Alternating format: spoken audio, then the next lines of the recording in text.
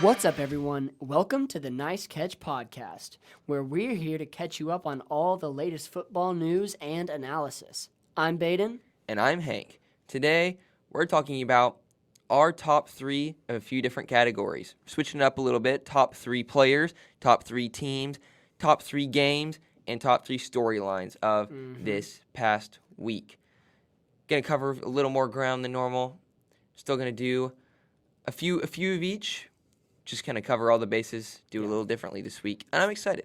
Absolutely. Instead of a top 10, bottom 10, we're doing top three, top three, top three, top three. Exactly. So you're going to get two more of each, or two more. From each of us. Yeah, exactly. Yes. Two more from each of us. And they're all good. Well, and the storylines we might throw some stuff in there that, you still get a little bit of bottom 10 in the storylines maybe. True. I think this is going to be a fun way to just kind of mix it up and just give something different to y'all, and y'all let us know some feedback, what y'all think about it. This is going to be a good episode. Yeah, I for can sure. Feel it. As Baden said, drop your comments in the feedback. Yes, other way around. No, drop your comments in the feedback. drop what you think in the comments on Instagram, Spotify. We have our comments turned on, so if you're on Spotify, open the app. As long as you're not driving. Yes. Type it out. That's something you don't always think about is Spotify you can leave comments. That gets directly to us, And we also usually, if you listen to the episode within the first, I think it's a week that the poll is up, we always put like a little poll in there just so y'all can kind of interact with it, whether it's, it might be something dumb, it might be something like, a genuine question about what you think about a certain topic or what team you like, We usually put a poll in there so y'all we can hear from y'all, We want to be kind of interactive with y'all. That just makes it more fun for us. For sure. Well, Baden's going to take the first three, and I'm going to take the second. So Baden kind of has like home field advantage or something like that. Yeah, I guess. But, oh well. Yeah, T-Box is mine. Yeah, exactly. And so... So we're starting off with players? Yep, players, teams, games, storylines. That's the order. Kind of gets more broad with each one. And you kick it off, or I guess I'll kick it off so you receive. Exactly. I'm receiving it, so the first drive is mine.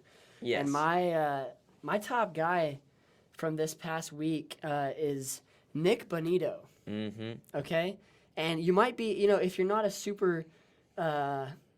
in-depth NFL fan, you might be like, oh, who's Nick Bonito?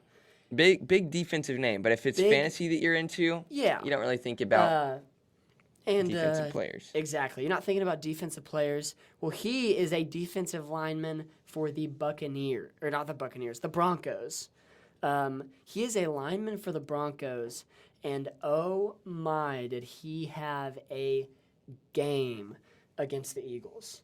And now, look, when you think about the Broncos defense, there are so many names in there, especially in the secondary. A lot of times, at least from my the way my brain works, is I look at the secondary. I look at, they got Hufanga, they got Patrick Surtain. I look at a lot of the names out there, and sometimes those are the guys that I focus on.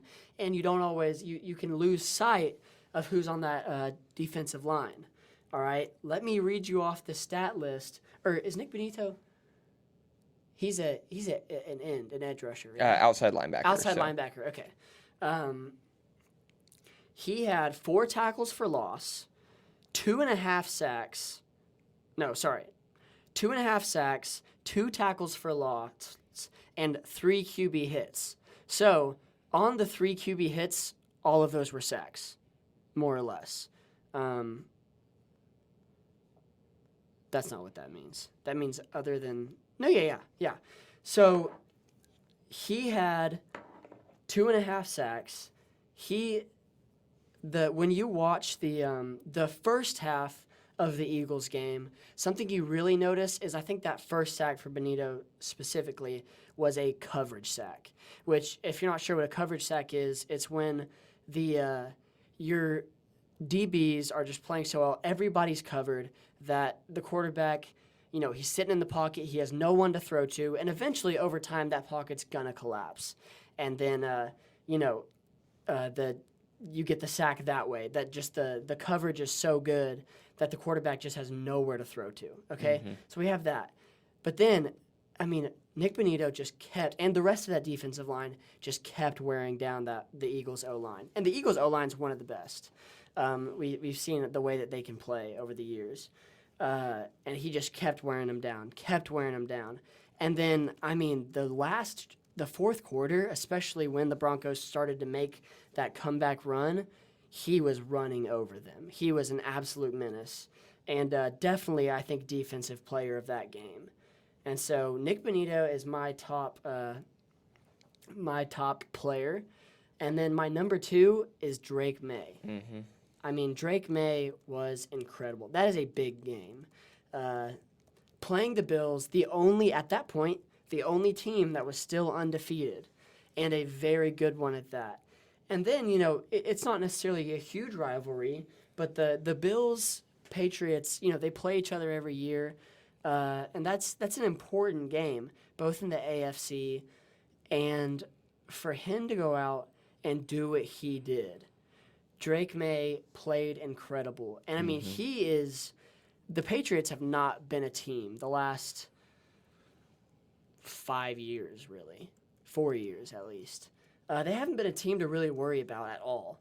And he is you are thinking about the Patriots now. Mm-hmm. And in fact, Hank and I were just Hank was just showing me if the NFL playoffs were right now, what the standings would be. And the Patriots were in it. They were the 6th seed, maybe in the AFC. Mm-hmm. I think so. And so he is leading the Patriots very well, and he's looking really good, but especially this past week against the Bills. Drake May showed up. He just had some absolutely beautiful throws, and he's looking like the new franchise quarterback for the Patriots. He looks like he can lead this team to be a very good team in the next 2-3 years. Mm-hmm. And this year, only get better. And then finally, my third, and this is another quarterback, I have Trevor Lawrence. Okay, all of the flack that's been on the Jaguars and Trevor Lawrence recently, we even said in this podcast, the Jaguars just aren't good. Trevor Lawrence hasn't been what everybody's expected him to be. And in this game, we saw a glimpse of what everybody wants Trevor Lawrence to be. Mm-hmm. And just that fighter, that gritty aspect, especially on that last touchdown that we saw. We see him slipping. I think there are quarterbacks where in that scenario you fall, you get up, you fall again. It's easy to sit there, get touched, and that's it right there. But for him to get up, run, break a tackle, and then dive into the end zone, that's the kind of grit in these win or lose scenarios that you want to see from your starting quarterback. And the Jaguars have kind of slipped under the radar. Mm-hmm. The Jaguars have slipped under the radar as a very good team. And, of course, the competition in their division that they're playing against, besides the Colts, the Texans and the Titans, it won't be difficult for them to do well in their division. But, outside of that, they just beat the Chiefs. And the Chiefs, good or bad, Patrick Mahomes is Patrick Mahomes. For them to come out there and play the way they did, and Trevor Lawrence to lead his team to that win, that is a big win. That's a big statement. And that was the game. Even looking down at their record, when the game first started, I was like, oh, this is going to be a blowout. Not a blowout, but I just figured the Chiefs would definitely run away with it pretty handily. And I looked down, and I was like, wait, the Jaguars are 3-1? Mm-hmm. What? Because I just didn't think much of them. And then seeing them win that game, it was quite incredible. So, yeah, those are my top 3. Nick Bonito, Drake May, and Trevor Lawrence. For sure. Especially Trevor Lawrence. falling down on the game-winning touchdown and then getting up and still running it in. Got that dog in him big time. Absolutely. Love that. And, yeah, Nick Bonito, sack leader on the week, 2.5 sacks for the NFL lead in Week 5. Yes, NFL Week 5. It's pretty crazy how fast it's going. Yeah, this is... I saw a comment before this. Well, maybe I'll... Just a little peek of teams. There's not a clear best team in the NFL. Yeah. Someone was like, this is such a strange NFL season. We have 0 good teams. Yeah. Because there's usually 1 or 2 that's like, oh, this is the team right now. There's just really not, except Daniel Jones and the Colts. Daniel Jones and the Colts. Daniel Jones is not on my top 3 players because it's kind of what we expect at this point. Mm-hmm. My top 3 for this week, I'll say, I'm gonna do it. I'm gonna do a little differently just because I feel like it. Do it. I'm gonna say all 3 and then dive into each one. Okay. We got Rico Dowdle, we got Stephon Diggs, and we have Noah Fifita, Arizona quarterback. So Rico Dowdle, 23 carries, 206 yards and a touchdown, as well as 3 catches and 28 yards. Over 200 yards on the ground this game. The Panthers with the win over the Dolphins, who do not have a good defense. We saw the Patriots blow them out. No. Who did the Dolphins play week 1? They played the Patriots week 2. They played. Wasn't a good team. It was the Colts, I think. Yeah, it was the Colts. Colts week 1, it was 8-40 or something like that. 33-8. Fact checking myself. Yep. Colts week 1, 33-8. Ooh, good job. Yeah. Patriots week 2. So yeah, Dolphins just do not have a good defense. The least that they've been scored on this season is 27. But Rico Dowdle putting on a show, especially because next week he returns to Dallas, and they have a good run defense there this year, and a big revenge game for him against a team that's looking pretty hot right now.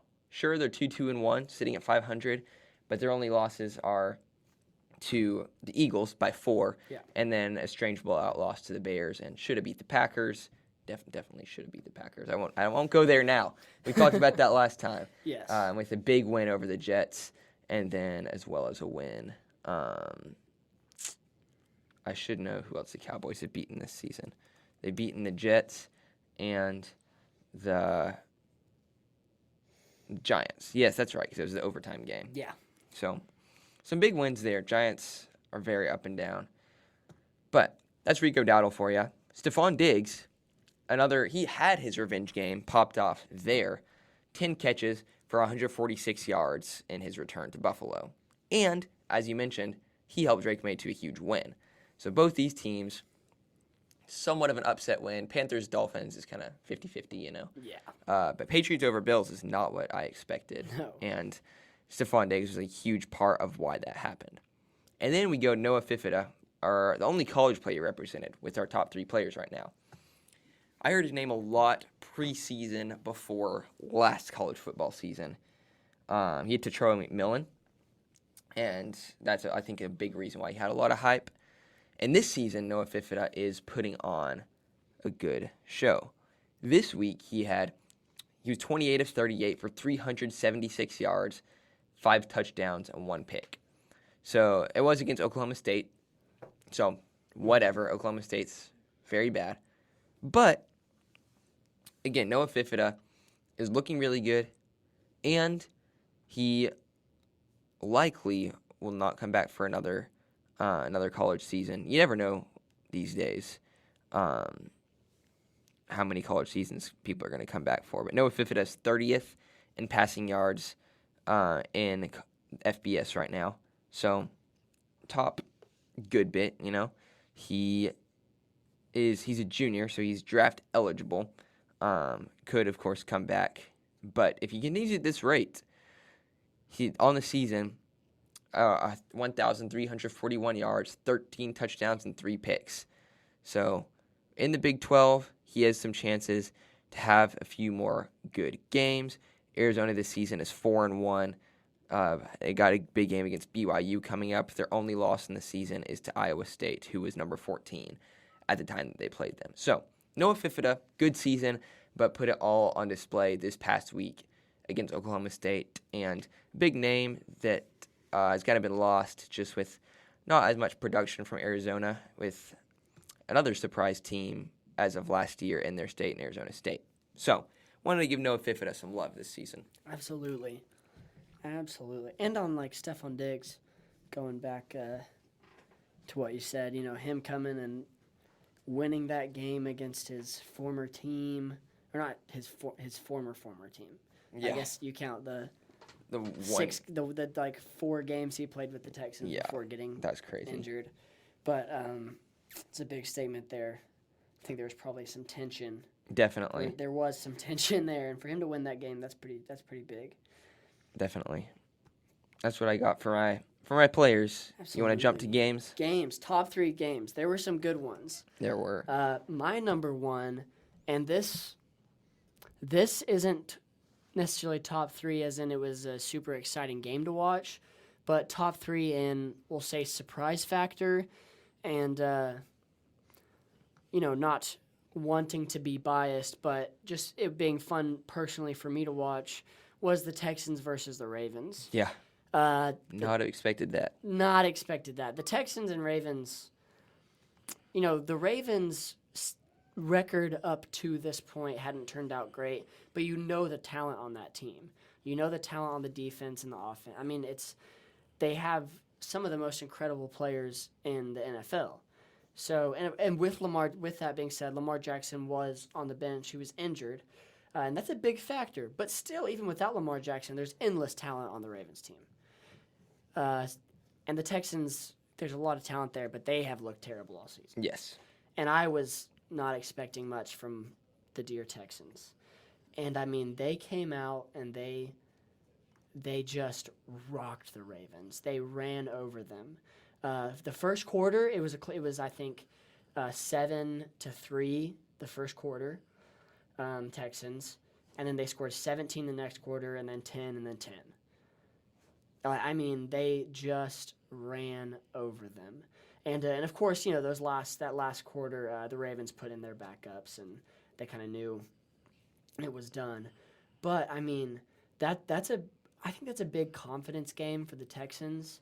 I think that's something that they really needed because their only other win was against the Titans, and that means, me and Hank were talking about this earlier, that means nothing. Literally nothing. That means nothing. And so, that's a confidence win that they beat a team that has the potential to be good at least.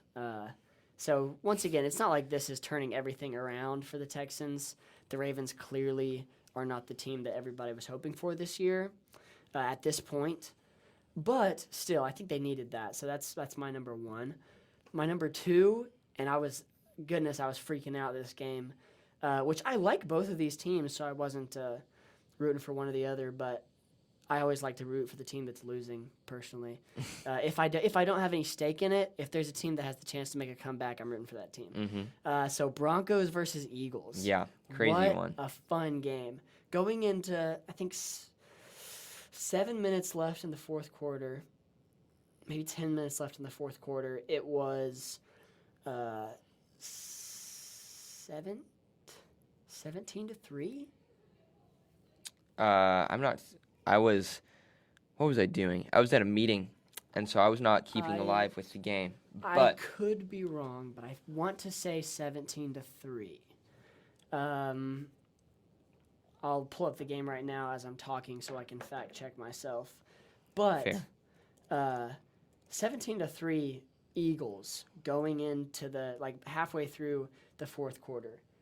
Let's see. Yeah, in the fourth quarter, the Broncos hadn't scored since the first quarter, and all that was a field goal. So it was 17-3 with 7 minutes left in the game, and the Broncos scored 18 unanswered points in 7 minutes. And I mean the hype in that game, just the feel on the last 3 drives. The Broncos go and score, get a turnover, kick a field goal, and then stop the Eagles on a pretty close final drive, 2-minute drill. I mean, it was so fun to watch. And both teams play just good football. and the Broncos to finally look like the team that we know they can be Yes. in this game. Exactly. And did they pull a Bucs and wait till the last quarter to do it? Yes. But did they still we saw a highlight of, okay, this is the Denver Broncos that we want to see.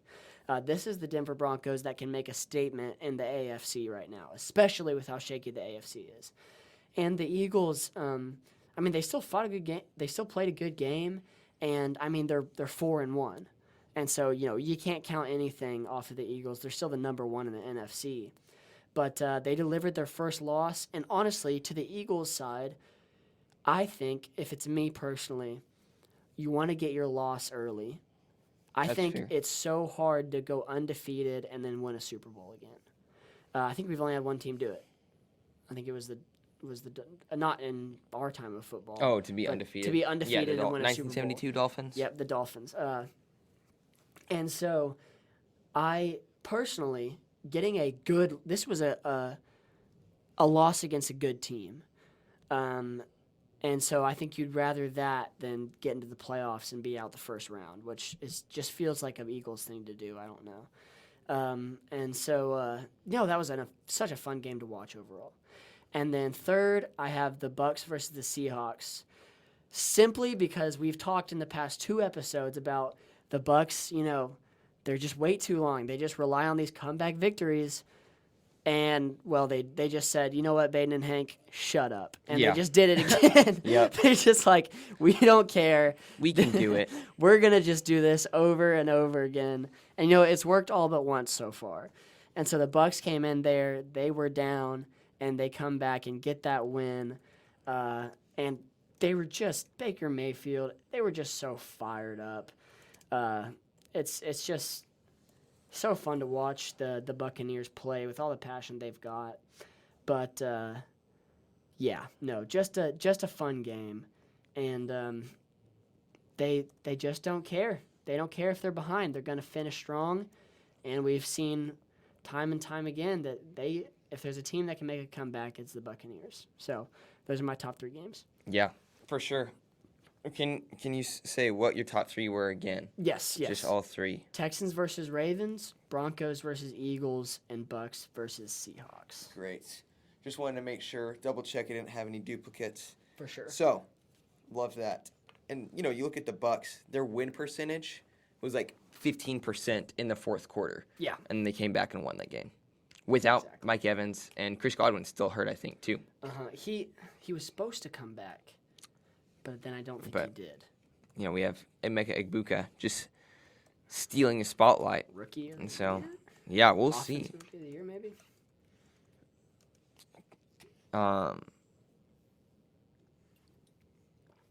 Chris Godwin has been playing, but he's just, he's still recovering. He's kind of limited, I think. So, my top 3 games. Number 1, Jaguars over Chiefs. Last night, crazy game, comeback for the Jaguars. The Chiefs had a almost 90% chance win percentage when they were up 14-0 in the second quarter. And then Jaguars came back and, barely won that game after a very short game-winning drive. Over a good team. I, on paper, had Trevor Lawrence having a very bad year this year. He just had never proven much. And he's having a good season. Travis Hunter had some great plays this game. Some really incredible and catches. The Chiefs' defense had a good showing this game. It's not like this is the Dolphins or something. You just run all over them. This is the Chiefs team who, on paper, is good and has been performing defensively relatively well. Offensively, not as much, especially mostly in the run game. But Jaguars over Chiefs, great game, great ending. Love seeing the underdog win. And the Jags cementing themselves as contenders in the AFC, at least record-wise, tied for the top. And then we got 2 from college. I'll go with the less fun one first, and then one that I'll talk more about third. Give myself a little more room. Okay. Less fun one, we have UCLA over Penn State. So the other one's got to be really fun if this is a less fun one, because 0-4 UCLA beat number 7, I believe, Penn State. Definitely, whoa, little voice crack there. Definitely not what I had on paper to happen because Penn State kept it close with Oregon. And I was thinking as that game was happening, like, okay, whoever wins this team is a top 3 team, or wins this game is a top 3 team in football. And if it's close, whoever loses is still a top 10 team. Yeah. On paper, Penn State was number 7. And then UCLA just ran away with the game. At halftime, it was 27-7, UCLA. Penn State had a comeback bid. Didn't happen. Mm-hmm. And Nico's first win at UCLA. And Penn State just is not looking like who we thought they would be. Penn State, they were good for their run game. Who was their leading rusher this game? Their quarterback. Yeah. Not what we expected. Definitely not what I expected. Penn State was favored to win by 24. And then just lost the game. The money line was plus 1,500 UCLA. And they took it. UCLA is so bad according to ESPN FPI that they weren't expected to win the game until it was 17-7 with 7 minutes left in the second quarter. So it's like, sure you're down, but you're still gonna win until it's almost halftime and you're down 10. Yeah. So crazy game there. Very lame field storm because UCLA doesn't have any fans. No, yeah, I was watching. It's just because their stadium isn't on campus, and so it's like, when it's on campus, it's easy for people make to the get walk, there. make the drive. But That makes sense. whenever it's a game like this and it's an off-campus stadium, then which I believe. I think that UCLA plays their games off campus. I could be wrong about that, but it's in the Rose Bowl, so it's not on campus.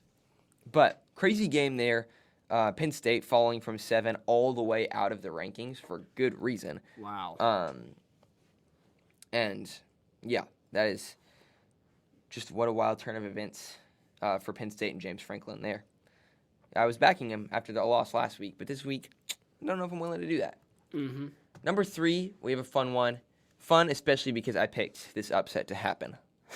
On ESPN Pick'em, Pigskin Pick'em, I was one of 10% that picked the Florida Gators to upset the Texas Longhorns. Wow. Part of this is my lack of faith in Texas's offense. They've had some good games. Really, their only good game this season was against Long Island, I believe. Yeah. So, not the team that you want to be your best win.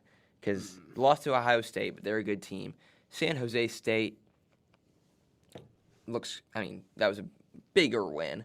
UTEP kept it close there, and it was Sam Houston, not Long Island. I think Miami beat Long Island, something like that. Sam Houston State, 55-0, and then a loss to Florida. And I didn't look at Florida's strength of schedule before this, but I have been really high on Florida's defense this year, holding Garrett Nussmeier and LSU to 10 points, holding Miami to only 26 when we know that they have one of the most explosive offenses in the country, holding Bynum Brown and USF to 18. And those are the 3 losses. Wow. LSU, who still probably should be a top 10 team. Uh-huh. Miami, who probably should be the number 1 team right now. And USF, who is one of the top group of 5 contenders. Those are their 3 losses. And this is Long Island. Florida beat Long Island 55-0 and now beat Texas. And they have a really big test here against number 5 Texas A&M, night game in Kyle Field this Saturday. So if Florida can put on a good showing there, then I think they'll be contenders for the rest of the season. Yeah. They have some big games. Mississippi State's a good team. Georgia's obviously ranked. They should beat Kentucky, and then Ole Miss, Tennessee, Florida State, all ranked. A little surprised Florida State is still ranked, but oh well, we'll give it to them. They have a big win against Alabama. So that's my third game. Texas is now unranked after being number 9. And just a crazy game. Not what most people expected, but just feel a little touch of pride there. Seeing I called it. You picked it. You saw it. I called it. You heard it here first, folks. For some reason, I picked Cincinnati to beat Iowa State, even though Iowa State's number 14. I think I just saw, if, the money line is on Cincinnati's side, even though it's really close, and their strength of schedule is about the same, Iowa State's ranked just because they opened the season against a team that or beating a team that was ranked that probably shouldn't have been. Cincinnati only lost to Nebraska by 3.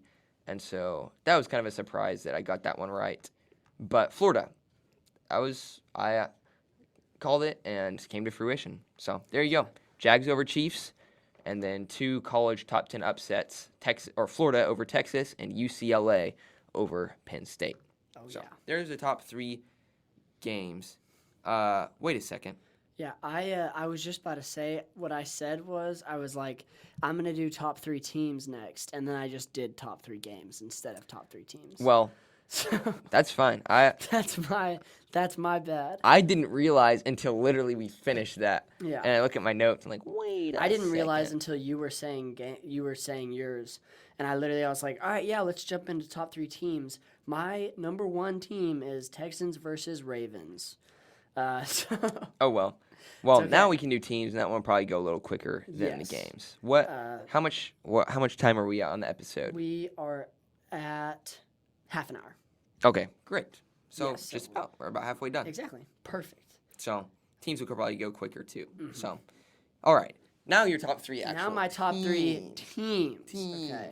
My number 1 team, especially coming off this week, is the Patriots.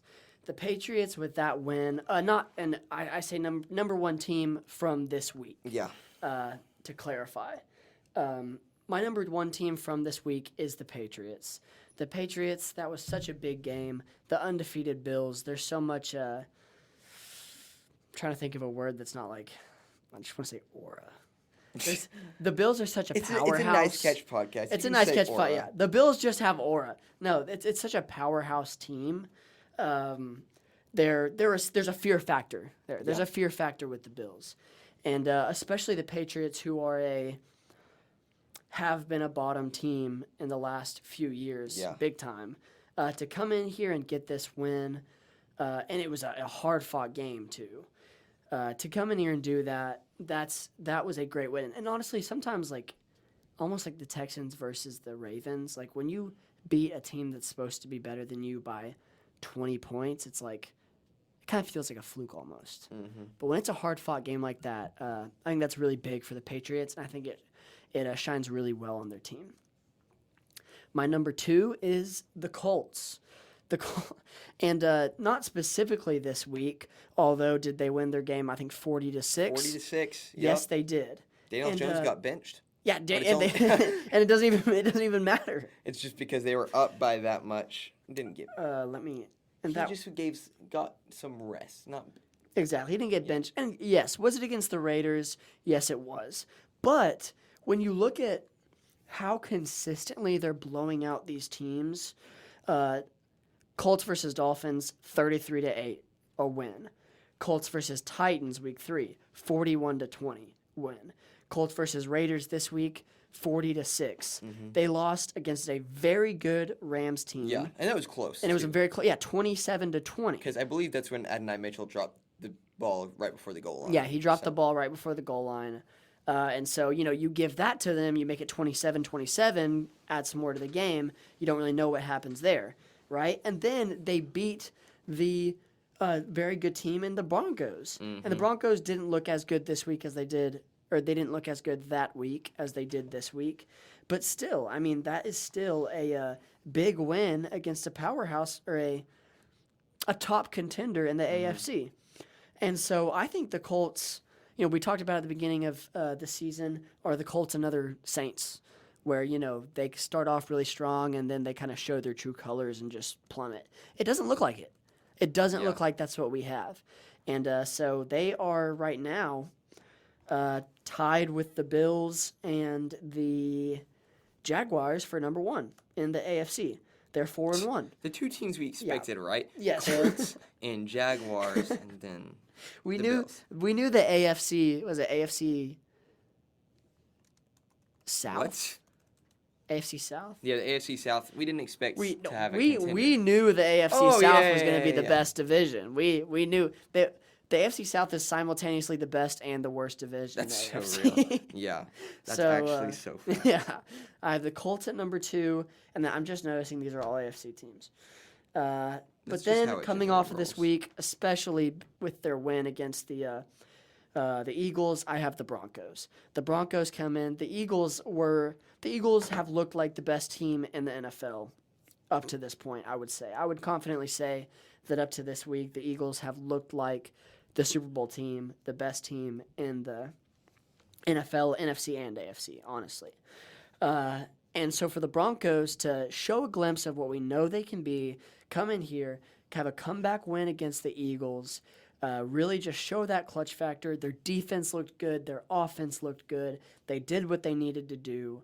Their special teams, their kicker, everybody looked good. Mm-hmm. No, the Broncos looked like a very good team, very well-rounded, against, at that point, one of the best teams in the NFL. And so that is a huge win.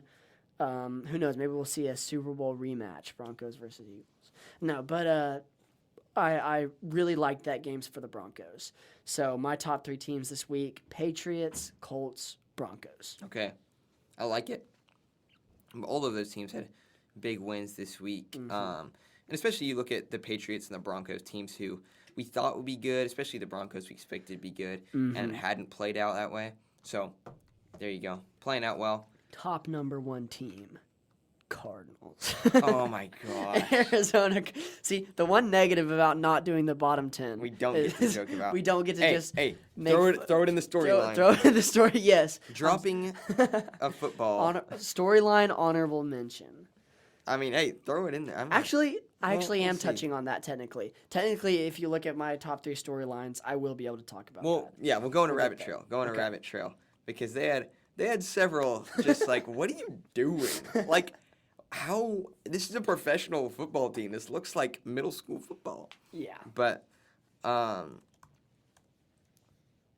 you said Patriots, Colts. Patriots, Colts, Broncos. Bet. Well, I'm going to throw another AFC team in there and talk about the Jaguars. I talked about their win over the Chiefs, but the fact that they're 4-1, and if you look at the NFL standings right now, you talked about the fact that the AFC at the top, you have the Colts, the Bills, and the Jaguars right now are all 4-1. But technically, wait a second, what is going on? Yeah, okay, that was messed up. My win percentage was messed up. The Steelers also only have 1 loss, but they only have 3 wins, so technically they are half a game behind. Did they already have a bye? Yes, they had their bye this past weekend. So, those 4 teams are the 1-loss teams in the AFC. I know why I was messed up because it was seeding wise. But yeah, the Jags just having a sneakily good season. Their 1 loss was to the Bengals with Joe Burrow, his last game played. Of course, he was carted off in the second quarter there. But their wins have been convincing. 26-10 over the Panthers. 17-10 over the Texans is whatever. And then beating a good 49ers team and a good Chiefs team. Not what we expected. And then people playing really well. Travis Hunter playing well. Devin Lloyd playing well. Obviously, Trevor Lawrence playing very well. Cam Little, still a dog over there. Or should I say he's a Jaguar. Anyway, then let's move to college football. Texas Tech, they last week won by 24 against Houston, an undefeated Houston team. Wow. And 24 is tied for their smallest margin of victory this whole year. Goodness. The other time they won by 24 against number 16 undefeated Utah, which was, I don't remember if that was College Game Day. I don't think it was. But they have huge win. Beat Arkansas Pine Bluff to start the season. They only scored 7. Texas Tech scored 67. Just a little. I saw that and I was like, forgive us. Forgive us. Yeah, please. Sorry, I work with. Yeah, I can't. Never mind. Anyway, Kent State 62-14. Oregon State 45-14. So, and then Utah 34-10. Houston 35-11. So my question is, how good is Texas Tech? Because they just play Big 12 teams, and it's going to be really hard to tell if they just keep blowing out Big 12 teams. Yeah. Like, if they had a non-con game, like Baylor, they opened the season against Auburn. If they'd won that game, I'd be convinced that Baylor was a contender. Texas Tech, Utah looks really good, but again, who is Utah beaten? Utah does not. They've beaten UCLA, Cal Poly. I've never even heard of that team. Wyoming and West Virginia. None of those teams are good. So like, Texas Tech's biggest win may be BYU or Arizona State, who lost to Mississippi State. Like, Texas Tech just does not have a good schedule for us to be able to evaluate them well. But at this rate, they'll be in the Big 12 championship and likely in the playoffs. Yeah. So, it's a big question mark by them because of their strength of schedule, but a good-looking team. Another team that is undefeated but no question marks by their strength of schedule is the Miami Hurricanes. You look at the top team right now, AP poll, Miami's number 2. They were number 3 last week, I believe. But you look at strength of schedule, Ohio State, who's number 1. Biggest win over Texas, who is now unranked. Last week, Oregon was above them. Biggest win over Penn State, who's now unranked. Yeah. Miami, here are their wins. Week 1 against Notre Dame, 27-24. Notre Dame has been a very good team the weeks after that. Notre Dame opened with a very, very close loss to Miami, and then a very, very, very close loss to Texas A&M, 2 top 5 teams. Kept it close with Purdue for a little bit, but then ended up having a blowout win there, and then scored 56 again against Arkansas, who is a good SEC team, a mid-tier SEC team, so it's not going to be hard to put them in the loss column. And then Boise State, 28-7 win there. Boise State's only other loss is to USF against Byron Brown, as we talked about. So Notre Dame looks really good. That's Miami's first win of the season. It's already a bigger win than Ohio State has. Then you keep going. Bethune, 45-3. USF, blowout win there, 49-12, against one of the best group of 5 teams out there. Florida, great defense, 26-7. Florida State, another really good team, 28-22. Miami has probably the best resume in college football right now. And they're number 2. Sure, Ohio State's a defending national champion, but like Miami is looking very, very good this season and probably should be the number 1 team right now. So, wanted to give them a little love. So, there you go. Absolutely. We got Jaguars, Texas Tech, and Miami. Look at that. Just more Florida teams, but one of them's in the NFL. Exactly. We're giving everybody love. Yeah. But I appreciate this season of college football because it's other than Ohio State, which, like you're saying, might not be deserving of that number 1 ranking. Other than Ohio State, it's different. There's different teams in there. I mean, Miami was good last year, but they weren't top 5. They didn't good. have any defense, so they couldn't be that good. They couldn't be, winning national playoffs. championship good. They didn't even make the playoffs. So it's cool to have them up there. It's cool to have Texas Tech be a team that you're like, oh yeah, they're they look like they're a good team. Of course, Oregon, Ohio State, like we're used to seeing those teams up there. Yeah. But I mean, Ole Miss, number 4. Ole Miss, number 4. I mean, yeah, I really appreciate that. I appreciate just excuse me, I think it makes it adds a level of excitement that we don't always see with college football. Yeah. And college football is exciting any way you put it. But it's fun to see that these teams that don't always get that spotlight be looking really good. Yeah. And even having familiar faces up there. Sorry, I'm way far away from the mic.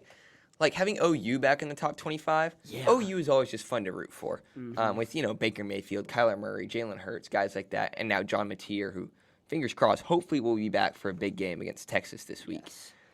Did he ran into the brick wall? No, that was a wide receiver. No, okay. He broke his hand against Auburn. Played the rest of the game, but just, with looking at the season, they decided to get surgery and missed a non-con game against Kent State, so that didn't really matter. Michael Hawkins is a good backup, but not John Mateer. Yeah. And so, big game against Texas. Texas is actually favored right now, which I'm a little surprised about. Yeah. I guess it's just banking on John Mateer not playing, which is how he's trending right now. Red River So. rivalry. Oh, yeah. Big game. Important game for both teams. Yeah. Yeah. Which is funny because usually in the past, either not like these last 2 seasons, but before that, like either both teams were bad or just one of the teams was bad. And then the last year, OU wasn't good and they still won. I think. No. That was 2 years ago. A few years ago, it was like 49-41 game, something like that, that OU won. And then the year after or before that, Texas won like 47-0, something like that. But, and so this year, it's going to be interesting to see because I definitely think that probably OU has the advantage, especially if Mateer can come back. But it's always just a fun game. Rivalries like that, when a rivalry is named, you know it's just going to be a fun game. Oh, you yeah. know? Like, I don't know, like a Battle of the Ravine or something. Yeah, exactly, something like that. Yeah, but sure. You look at the past few years of the Red River rivalry. Just I pulled it up real quick. Last year it was number 1 Texas and number 18 OU, 34-3 Texas. Before that, number 12 OU beat number 3 Texas 34-30. Okay, and then the game I was thinking of 49-0 Texas OU, and then the year before that, 55-48 OU. Year before that, 53-45, 4 overtimes OU over number 22 Texas. And then, you can just keep going back to when, 1995, it was a tie. Talked about that. 1984, it was a tie. And those are, and then 1903, it was a tie, too. So we've had 3 Red River rivalry ties. But, there you go. Red River rivalry. Red River rivalry. Speaking of rivalries and fun games, let's talk about storylines. Yes. All right. Go ahead. Storylines. My top 3 storylines. My number 1 storyline, and this is something we've kind of touched on, is there are no more undefeated teams. Yeah. And that's pretty important when you think about, especially right now when you look at the AFC with some teams being really close. That's seeding-wise and just where all the teams are. That's really important. And so, we had 2 undefeated teams coming into this week. We had the Bills and the Eagles, which both, out of everybody, those seem like the 2 teams that would be undefeated. And they both take really close losses to good teams. But so it really, at this point, well, not necessarily anybody. Like, I don't want to give the Saints or the Panthers That's hope. fair. But it's out of the teams that are close, it's anybody's game. Out of really the top probably 5 or 6 teams on both. You scared me, Baden. On both sides, like it could be anyone who gets that bye week, first round of the playoffs. There's just it's a lot closer, I feel like, than it usually is. I feel like there's usually a couple teams where you're like, okay, it's just the team they're going to get the bye week, or these 2 teams are going to be 1 and 2. It just seems very easy to recognize. And this season, that's just not there. It really looks like it could be anybody. And so I think that it just adds something to the season. It's just a fun storyline to watch. Are the Eagles just going to go winless? No. That storyline is ended. Are these teams just going to run away with it? Is this going to be the clear number 1, the clear Super Bowl favorite, NFC Championship favorite, AFC Championship favorite? At this point, we really don't know. And, we still got 11, 12 weeks of the season. 12 more weeks. 12 more weeks, and there's so much that can happen. But at this point, it's anybody's game. So that's my number 1, or anybody's season. That's my number 1 storyline, is there's no more undefeated teams. Number 2 storyline is actually I'm gonna leave this one for last. My number 2 storyline is the Giants. Is the Giants hype? What happened there? The Giants hype stuffed? That's so real. I don't know. Jackson Dart comes in and we get that Jackson Dart Cam Scatterboo game last week. They beat the Chargers. Yeah, they did. They beat the undefeated Chargers. They beat the undefeated Chargers, and, they looked good. They really did. They looked good. And then they're going to play the Saints. It's like, okay, guys, it's the Saints. Yeah. They are not a good team. And, of all the games I think we even talked about this last week. Like, of all the games this week, that I'd be like, oh, like, this one's obviously a win. Like, the most confident W I'd write was maybe this game for the Giants. Yeah, oh, absolutely. And I mean, you just think about the confidence that they had built up against the Chargers that they have going into this game, the momentum, all the hype behind it, and I mean, you know, it's Cam Scatterboot. They had a potential game-winning drive or game-tying drive, or at least to get in range. Cam Scatterboot fumbles, they bring it back, and that kind of ended it, I think, for me or for them. So there's stuff like that, like silly mistakes, but there was so much hype behind them, and they lost to the Saints in 26-10, 26-14, 26-14. And so it was 20-14. They had a chance to score, fumble, other team takes it back. It's that. I mean, it's that's hard to see. And Cam Scatterboot, he was blocking great. He was still playing his heart out. Jackson Dart still. I mean, he played okay, but with everything that they were bringing into that game, to have a two touchdown loss against the Saints is, I don't know, that brings up a lot of questions. Mm-hmm. That really exposes, I think, some things with that team that maybe we didn't see. So it's just going to be, the Giants are going to be a team to keep an eye on. I still think that Jackson Dart, I think he's still the guy right now in New York, and I think there's a lot of potential there, and I think they can just pick it up and really get better. But this is going to be a hard one to get over, I think. This loss. So that's a big storyline. It's just the Giants as a whole this season has been a storyline. Yeah. And it's definitely, so it took a turn that we did not expect this past week. Yeah. And finally, and this is not even just this week, this is over the entire NFL season. But especially this week. What in the ball security is going? Like, ball security is just nowhere to be found. I mean, we have Derrick Henry and Lamar Jackson with the Ravens the past few weeks. This week we have. We'll start it off with, like we were gonna say, the Cardinals game. The one thing you see it in high schoolers that get ripped up for it. You see it in college. This is the one thing you don't want to see in the NFL. It's like, how could you be an NFL athlete and see you dropping the football before crossing the end zone? You're a professional football player. That is the mistake where it's like, you see those kind of clips and you're like, it's the worst. You feel bad watching. Mm-hmm. You're like, an NFL player would never do that. Well, they did. I think that's the second time that's happened this season. And, like, especially the fact that, there's sometimes it's just a mental error.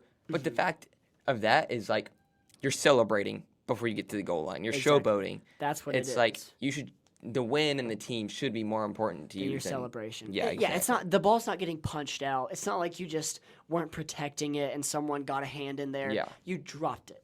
You dropped the ball to celebrate, to showboat. Hold on to it and throw it to a little kid. Yeah. Just wait till you cross line scrimmage. Wait till you see the touchdown pop up on the Megatron. Jumbotron. Pop up on the Jumbotron. Just hold on to the ball. Yeah. Right? And then fast forward and you have Cam Ward throws a terrible interception. And then as he's bringing it back, the DB gets hit, fumbles the ball rolls, and I think 5 Cardinals defenders jump on top of it, and it slips out of this guy. This guy kicks it with his foot, hits it with his hand, ends up in the end zone, and a Titans guy falls on it. Titans touchdown. That's the game. What in the world? That's just a terrible look. And so the ball security and the Cardinals, I don't think you can recover from that one. No. That's just embarrassing. And just the missed snap that hit Kyler Murray's face right mask. in the head. I was really loud. I was giggling at that when I saw that. But so you have ball security there. You have the Patriots Bills game, first drive, the Patriots fumble, the Bills pick it up, the Bills fumble, the Patriots get it back, and then the Patriots fumble. That's crazy. Wow. I was not watching that. What in the world? In the first three turnovers and 3 drives. Fumble, fumble, fumble. Oh, yeah, the drives. Okay, I thought you were talking about same play. No, sorry. the Yeah, drives. not in the same play. In the consecutive drives. No, I should have just been listening better. Yeah, That's no, all. you're good. My bad. My bad, guys. So, I mean, that's just insane.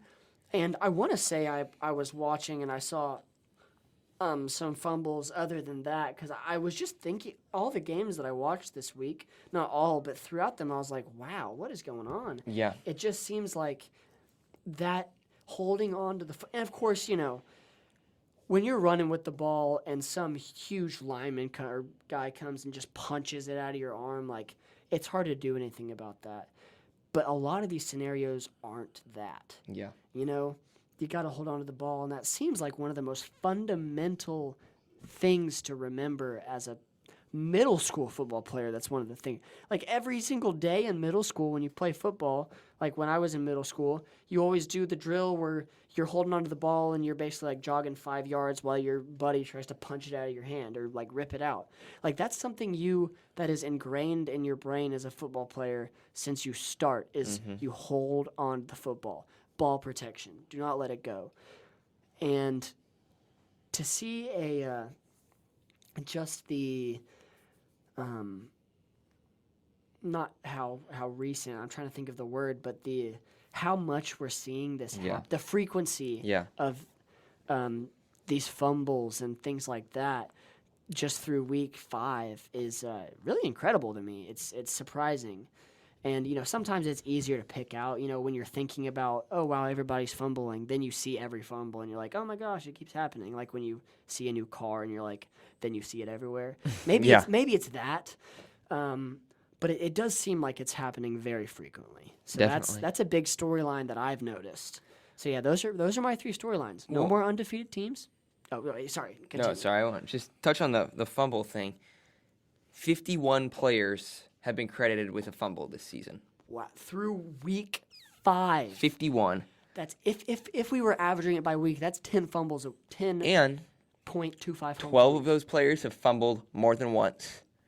And 1 player has fumbled 3 times, and that's Derrick Henry, which is crazy. Yeah, he's fumbled more this season than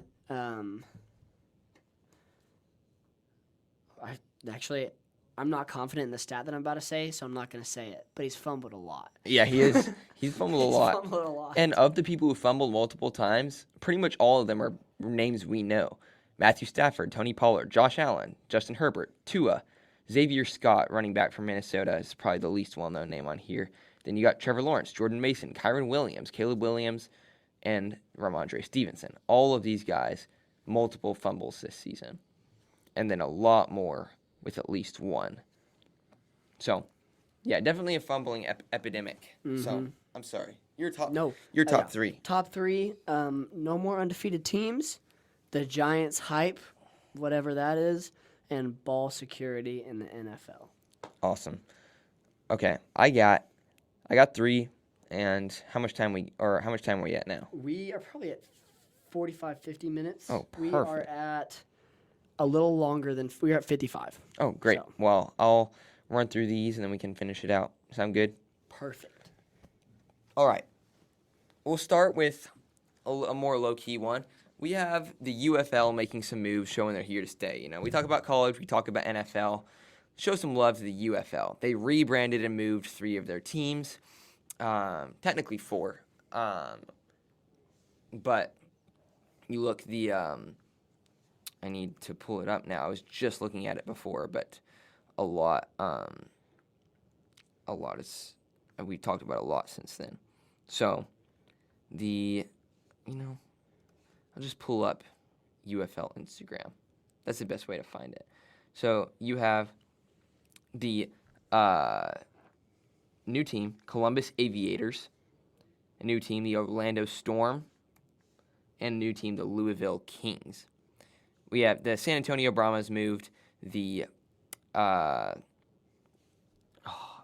Memphis Showboats moved, and the Michigan Panthers moved. So, and the Houston Roughnecks rebranded to the Gamblers. The Arlington Renegades rebranded to the Dallas Renegades, moved their stadium to the soccer field there. So, some moves there just to show, hey, we're back. We're still here. Spring football is here to stay. So, Absolutely. That's a big plus for spring football and just storylines in general, too. Exactly. We want football all year round. Definitely. I mean, you think of how hype it is. All of the, Cavante Turpin, Jake Bates, Brandon Aubrey, all these guys coming from the spring league. So, UFL's here to stay. Then,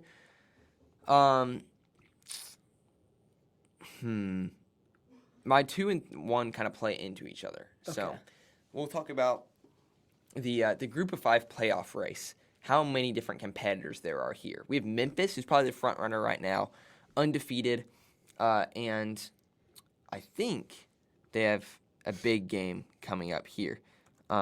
Memphis football. Right now, Memphis' next game is against UAB, and then the week after that, they play ranked USF in Memphis. So, could be a fun game there. You have USF. They're ranked. They're a big Group of 5 team. They have a test against Memphis, and they also have a test against UNT, who's undefeated. I love the storyline that we have here with Drew Mestemaker, UNT's quarterback, who had not started since high school or since middle school before his bowl game last year, and is now the starter for an undefeated team that really, South Florida, in theory, should be their biggest test, except Navy, who's another undefeated Group of 5 team, who has a few chances to show the committee what they can do. They obviously got UNT, they have USF, and they have Memphis, and they also play Notre Dame. So we'll see what the committee likes at the end of the season, but just how many different contenders we have in the Group of 5, and UNLV, still undefeated with their new head coach, who has, he's been a good head coach before where he's been. But I'm blanking on his name. Dan Mullen. Yeah, he's been a good coach where he's been beforehand. And if you look at the UNLV schedule for the rest of the season, they got no ranked teams on their schedule. Boise State could be a tough team. Air Force is actually really bad this season. They have the worst defense statistically in college football right now. Really? But just all of these, talk about Group of 5 teams, talk about Drew Mestemaker, leads into my number 1 storyline, just the sheer amount of underdog and comeback stories we have. You have Drew Mestemaker, as I mentioned, his story. You have guys like Daniel Jones coming back from just being counted out. Same as Sam Darnold. Being a joke. Literally a joke. And now being the number 3 quarterback in passing for a team that only has 1 loss. Yeah. You have Dak Prescott, who's counted out and saying, Absolutely. they traded for his successor, Joe Milton, and then him being number 2 in the NFL in passing this season, and some people saying an MVP candidate. Don't know about that one. But you Trinidad Chambliss with Ole Miss, maybe the best one. 3rd place in the Harlan Hill Trophy rankings, which is the D2 Heisman, essentially. If we're talking just kind of the basics of how it works. Transferring to Ole Miss, starting on the bench, now being, at least as of a few weeks ago, top 5 in Heisman odds for the number 4 team in the country. Javonte Williams, torn ACL his rookie season, hadn't been great. Number 3 in the NFL in rushing right now with the Cowboys. And then Mac Jones, filling in very well for Brock Purdy. Kyle Shanahan probably did it again, took a wash quarterback. Just coaching him up into a starter. Yeah. Just the amount of underdog and comeback stories we have. Even Ole Miss being in the top 5, Indiana being number 7 this season after, an embarrassing getting knocked out of the playoffs last season. Georgia Tech being number 13. Just always fun to root for a team like that. just so many underdog stories this season, and everyone loves a good underdog story. Yeah. So I mean, if you told me in the preseason or the offseason, yes, Daniel Jones and Mac Jones are both going to be good starting quarterbacks this year. Yeah. Or I guess Mac Jones didn't start as a starter, but he's a starter now. I would just not believe you. I don't know what I would do, but I know I wouldn't believe you. I'd be like, okay, you obviously don't know anything about football. How about you go watch the Nice Catch podcast? That would be what I would say. yeah, exactly. No, but I mean, it really is incredible, and it just makes it so much more fun when you don't know what's going to happen. You know, with players, with teams, stuff like that. Yeah. Comeback stories are awesome. Yeah, for sure. I just saw NFL memes posted while we've been recording. So Chiefs have the same record as the Panthers. Wow. Oh, this is so hype. It says the NFL is about to be another one of these years, isn't it? It's the Super Bowl or the championship weekend with Nick Foles versus Case Keenum and Blake Bortles versus Tom Brady. Like, it feels like it's going to be that year. Yes. It really does. What? Joe is going to be the starting quarterback for the Bengals. Not Burrow, though. Not Burrow. Not Burrow. putting a 40-year-old behind the Bengals offensive line. Like, I don't know. I don't know how that's going to turn out. Poor guy. 'Cause just retire. Take your money and get out of there, Joe Flacco. Run as fast as you can. Yeah. I mean, you think of that trade. When I saw it, I'm like, either the Bengals are like, okay, we're giving up on Jake Browning. Mm-hmm. We're going to trade for a starting quarterback. Or the Browns are like, yeah, our season's done. Someone else please take this quarterback. Yeah. So, I don't know. Some good storylines, some fun stuff. Maybe the Browns just have insane faith in Dylan Gabriel. Maybe he's their guy. Maybe, hey, and they're he had like, a good you know what, first we don't game. need this guy. And then we got the backup Shadur Sanders. Oh. We got our 1-2 punch right there. Oh, no. Who needs Joe Flacco when you got those two specimens? Well, that's one of my hot takes of the season done already. Joe Flacco starts the first 16 weeks with the Browns. He didn't start all first 16 weeks, but he's not even on the Browns anymore. Yeah. So, oh well. You know, hot takes don't always turn out. Hey, Trey McBride still is one of the top tight ends in fantasy. Mm-hmm. But yeah, some of mine are. And you picked 2 college upsets this week. I did. No, so we will give you credit. Even though your Joe Flacco point may not have turned out, we will give you the credit that's due. Some of my hot takes are not very good. Trevor Lawrence not being a good starting quarterback. Who said that? Yeah. Well, I wouldn't have, like I said, I wouldn't have even known that was incorrect until last night. Yeah. Or 2 nights. Was that last night? It doesn't even matter. They don't know when we're recording. Oh, that's true. That's true. I really just was not paying attention to the Jaguars as a team. I just didn't think there was much of a reason to. There wasn't. But now there is. Yep. You never know. Well, you never know. Yes, sir. That's what I got. Yeah, Anything no, else? I'm just about out. I think the important thing was that we acknowledged the joke in the Cardinals, and we've done that. And so I think we're good. Fair. I think we're good. Yeah, I like this format. Good to cover a lot of different I things do. in I a think fun way. it was a little bit more not broad. Widespread. Yeah, it was good was to. good. We can keep switching it up, and then at end of the season, be like, all right, I like this. At the end of the season, just do all of it. All of do it. a 4-hour episode. Yeah, exactly. That'd be crazy. Well, I think that was perfect, Hank. you good? I'm all good. Great. Take us I'll out. send them out. Thanks for listening to the Nice Catch podcast. We're here to serve you, our listener, and give you the football content that you deserve. If you love football, continue to tune in each episode from the off season all the way through the playoffs. This is a Nice Catch podcast.